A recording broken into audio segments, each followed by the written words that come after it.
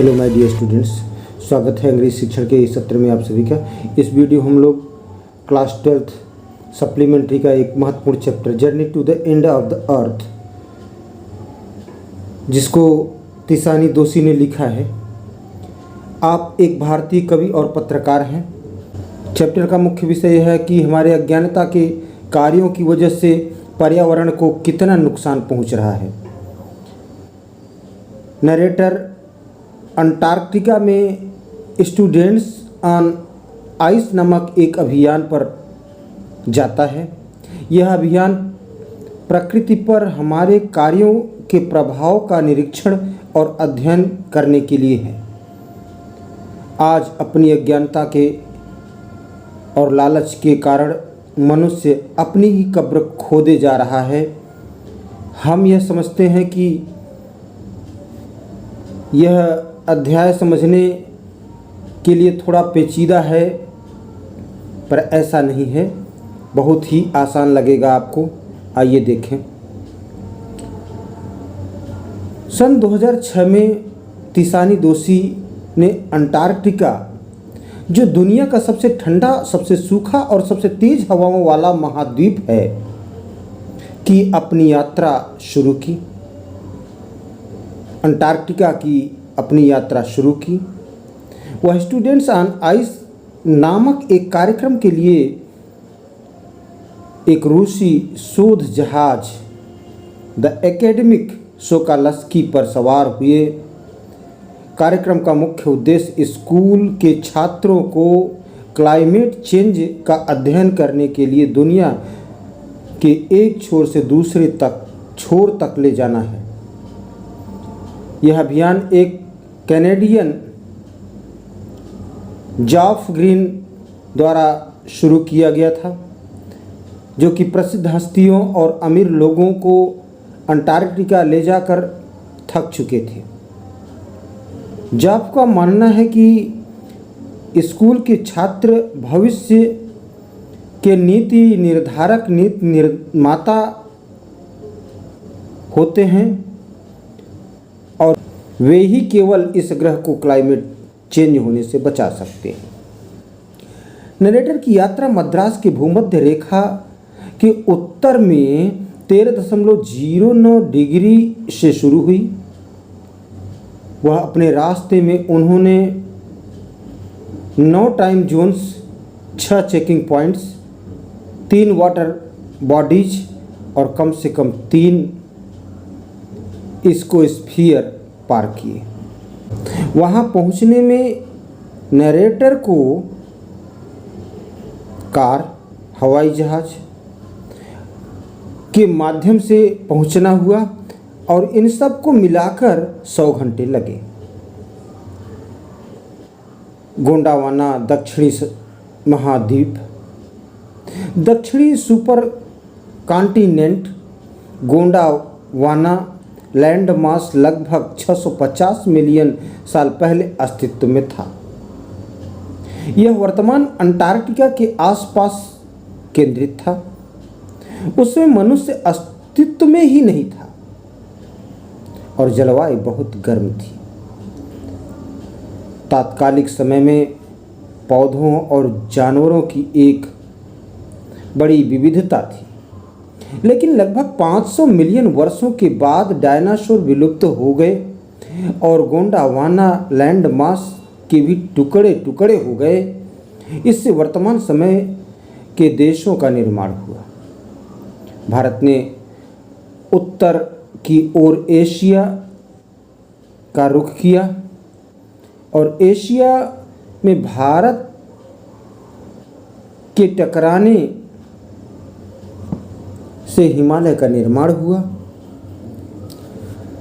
दक्षिणी अमेरिका उत्तरी अमेरिका की ओर बढ़ा और ड्रेक पैसेज का निर्माण किया गया। अब हमें अंटार्कटिका की यात्रा क्यों करनी चाहिए? दुनिया के लगभग 90% बर्फ के खंड अंटार्कटिका में कलेक्ट हैं, जहां कोई पेड़ या इमारतें नहीं हैं। अंटार्कटिका में आप ब्लू व्हेल और देशों के जितने बड़े आइसबर्ग देख सकते हैं। इतने बड़े आइसबर्ग जितना बड़ा कि एक देश। अंटार्कटिका में आधे वर्ष के लिए सूर्य का प्रकाश दिन में 24 घंटे रहता है और यहाँ प्रत्येक समय सन्नाटा पसरा रहता है। एक प्रजाति के रूप में जहाँ हम आए हैं और जहाँ हम जा रहे हैं, यह अध्ययन के लिए एक अंटार्कटिका सबसे बढ़िया जगह है। अंटार्कटिका में आप Cordilleran folds, Precambrian granite shields zone का अध्ययन कर सकते हैं। कार्बन रिकॉर्ड्स के रहस्य इसके बर्फ के टुकड़ों में गहराई से दबे हुए हैं, इसलिए यह पृथ्वी के अतीत, वर्तमान और भविष्य का अध्ययन करने के लिए सबसे बढ़िया स्थान है। क्लाइमेट चेंज हमारी पीढ़ी का सबसे बड़ा पर्यावरणीय मुद्दा है। भले ही मनुष्य इस ग्रह पर केवल 12,000 वर्षों से रह रहा है, लेकिन पर्यावरण पर उसका प्रभाव बहुत बड़ा है।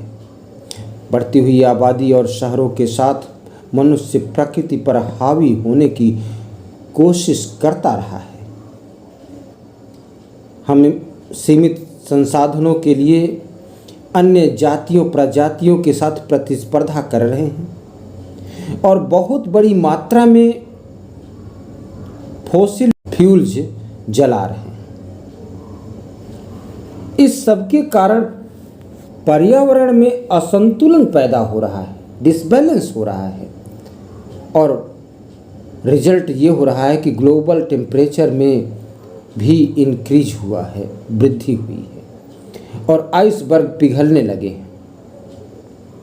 अंटार्कटिका क्लाइमेट चेंज के प्रभाव का निरीक्षण करने के लिए सबसे अच्छी जगह है, क्योंकि यह मनुष्य द्वारा तुलनात्मक रूप से अछूता है और आप अपनी आँखों से अपने सामने आइसबर्ग ढहते हुए, गिरते हुए देख सकते हैं। फाइटोप्लैंक्टन एक सूक्ष्म पौधा है जिसे फोटोसिंथेसिस द्वारा भोजन का उत्पादन करने के लिए सूर्य के प्रकाश की आवश्यकता होती है। यह खाद्य श्रृंखला का एक हिस्सा है क्योंकि इसे छोटी मछलियों द्वारा खाया जाता है।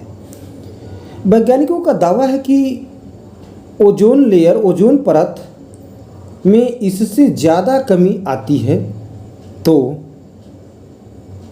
फाइटोप्लैंक्टन पर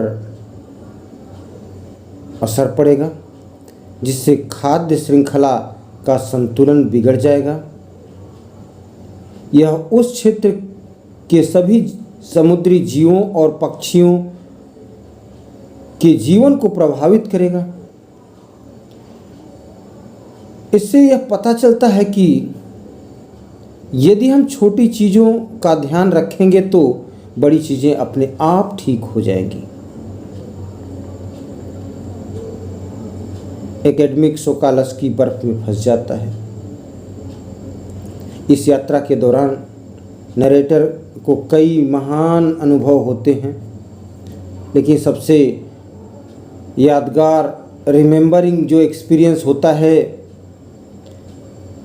वह यह था कि जब जहाज़ बर्फ़ की मोटी चादर में फंसा था और कहानीकार को 1 मीटर मोटी बर्फ़ पर चलने का सुअवसर मिला तो उसे कौन अन्य लोगों के साथ जमे हुए समुद्र पर चलना था। उन्होंने वाटरप्रूफ कपड़े और चश्मे पहन रखे थे। नरेटर यह सोचते हैं कि यह पूरा ग्रह कितने नाजुक रूप से संतुलित है और कैसे इन महत्वाकांक्षी छात्रों में इस ग्रह को बचाने की शक्ति आए। यदि हम अभी भी क्लाइमेट चेंज को नज़रअंदाज करते हैं और अपने तरीके नहीं बदलते तो परिणाम विनाशकारी हो सकता है।